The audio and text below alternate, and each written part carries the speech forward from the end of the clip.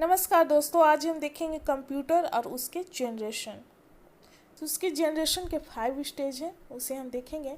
तो सबसे पहले हम कंप्यूटर के बारे में जान लेते हैं।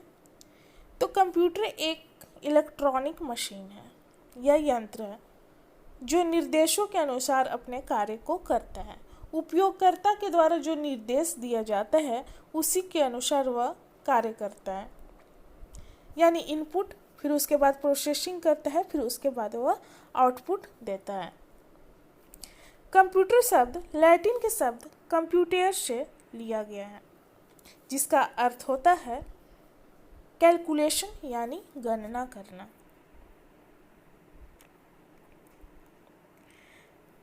कंप्यूटर का मुख्य तौर पर 3 काम माना जाता है। पहला, डाटा को लेता है, यानी उपयोगकर्ता के द्वारा जो निर्देश दिया जाता है कंप्यूटर को, वो उसमें उस क्रिया को इनपुट कहा जाता है। और उसके बाद कंप्यूटर डाटा को प्रोसेसिंग करता है और फिर लास्ट में आउटपुट देता है। अब जनरेशन को देखते हैं। 5 पीढ़ियाँ हैं इसकी। सन 1946 में प्रथम इलेक्ट्रॉनिक डिवाइस वैक्यूम ट्यूब युक्त ENIAC कंप्यूटर की शुरुआत ने कंप्यूटर के विकास को आधार प्रदान किया।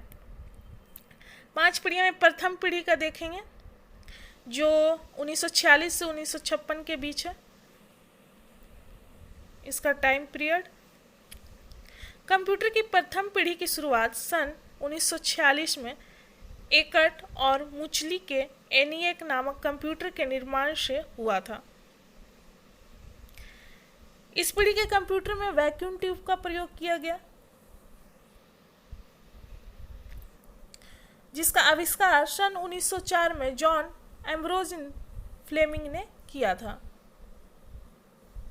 इस पीढ़ी में ENIAC के अलावा और भी कई अन्य कंप्यूटर का निर्माण हुआ, जिसका नाम है EDSEC, EDVAC, UNIVAC और UNIVAC 1।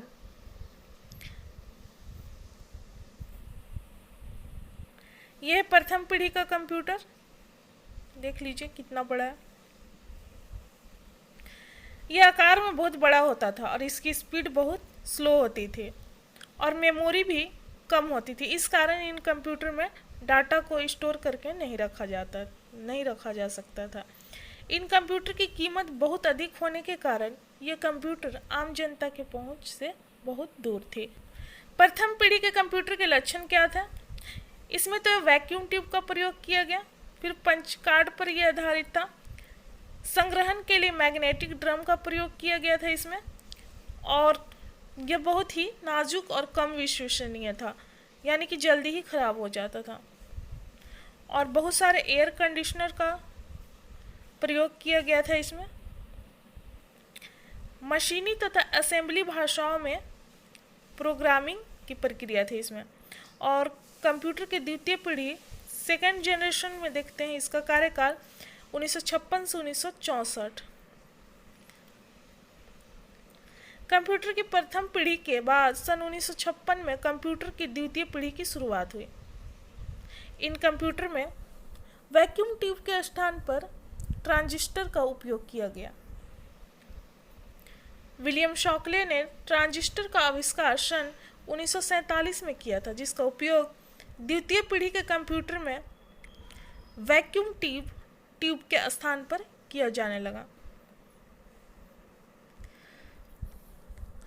ट्रांजिस्टर जो था वह वैक्यूम ट्यूब के अपेक्षाकृत अधिक तेज गति और विश्वसनीय प्रदान की।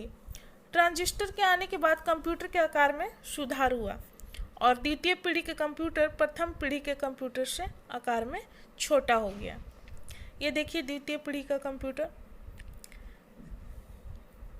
इसके लक्षण थे, वैक्यूम ट्यूब के बदले ट्रांजिस्टर का यहाँ पर प्रयोग किया गया और ये कंप्यूटर अधिक छोटा और ऊर्जा भी कम खपत होती थी इसमें, अधिक तेज और विश्वसनीय था।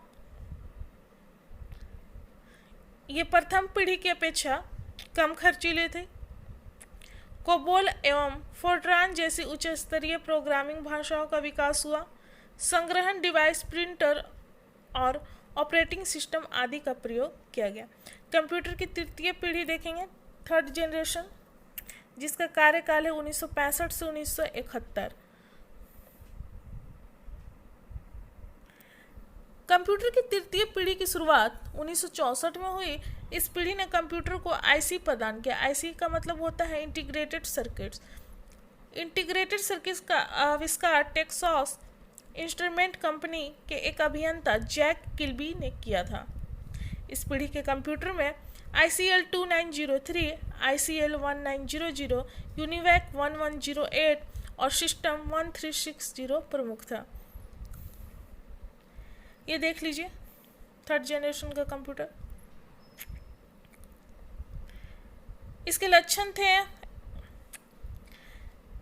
इंटीग्रेटेड सर्किट का प्रयोग हुआ इसमें। प्रथम एवं द्वितीय पीढ़ी की अपेक्षा आकार एवं वजन इसका बहुत कम था और अधिक विश्वसनीय था, अच्छे से काम कर रही थी ये कंप्यूटर। पोर्टेबल एवं आसान रख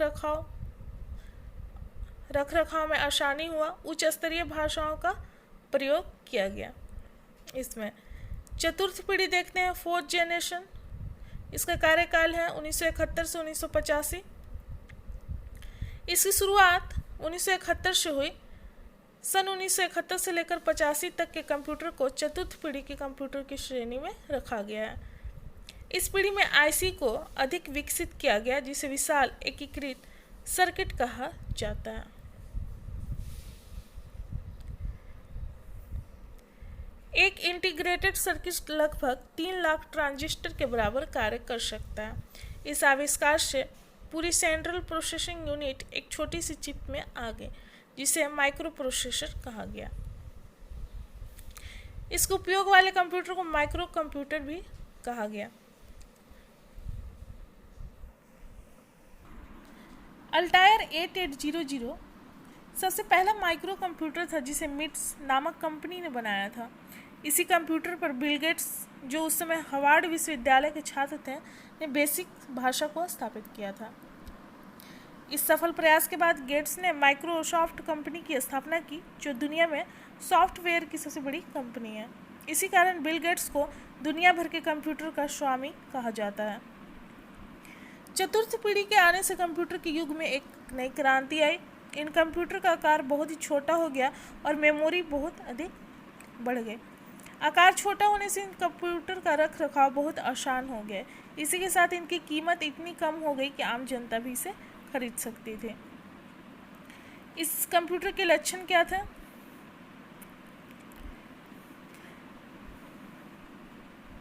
अति विशाल स्तरीय एकीकरण तकनीक का उपयोग किया गया। आकार में अद्भुत कमी हुई, यानी कि आकार उसका छोटा हो गया।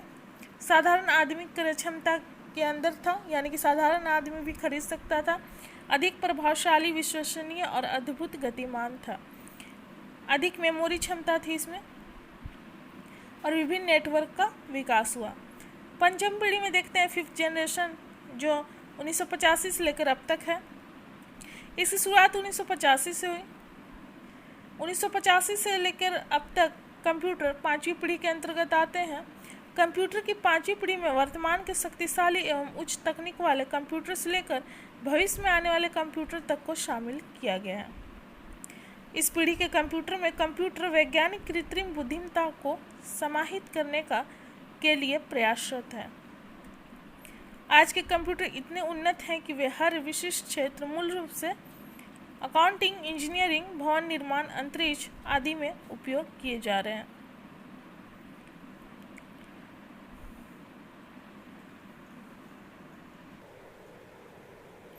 इस पीढ़ी के प्रारंभ में कंप्यूटर का परस्पर संयोजित किया गया ताकि डेटा तथा सूचना के आपस में साझेदारी तथा आदान प्रदान हो सके।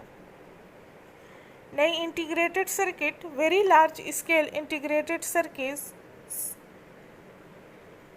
को प्रतिस्थापित करना शुरू किया गया। इस पीढ़ी में प्रतिदिन कंप्यूटर के आकार को घटाने का प्रयास किया जा रहा है, जिसके फलस्वरूप हम घड़ी के आकार में भी कंप्यूटर को देख सकते हैं। पोर्टेबल कंप्यूटर तथा इंटरनेट की सहायता से हम दस्तावेज, सूचना तथा पैसे का आदान प्रदान करते हैं। पांचवी पीढ़ी के कंप्यूटर के लक्षण क्या है? कंप्यूटर का विभिन्न आकार। आवश्यकता अनुसार कंप्यूटर के आकार और संरचना को तैयार किया जा रहा है, जैसे डेस्कटॉप, लैपटॉप, पाम टॉप आदि में कंप्यूटर उपलब्ध है। इंटरनेट, यह कंप्यूटर का एक अंतर्राष्ट्रीय जाल है। दुनिया भर के कंप्यूटर नेटवर्क इंटरनेट से जुड़े होते हैं और इसके द्वारा हम कहीं से भी घर बैठे अपने स्वास्थ्य, चिकित्सा, विज्ञान, कला एवं संस्कृति आदि लगभग सभी विषयों पर विविध सामग्री इंटरनेट पर प्राप्त कर सकते हैं। मल्टीमीडिया देख लेते हैं। ध्वनि, दृश्य या चित्र और पाठ के सम्मिलित रूप से मल्टीमीडिया का इस पीढ़ी में विकास हुआ। नए अनुप्रयोग, कंप्यूटर की तकनीक अति विकसित होने के कारण इसके अनुप्रयोग यथा फिल्म निर्माण, यातायात नियंत्रण, उद्योग, व्यापार एवं शोध आदि के क्षेत्र में हुआ। यहाँ पे समाप्त होता है। मिलते हैं अगले वीडियो में। धन्यवाद।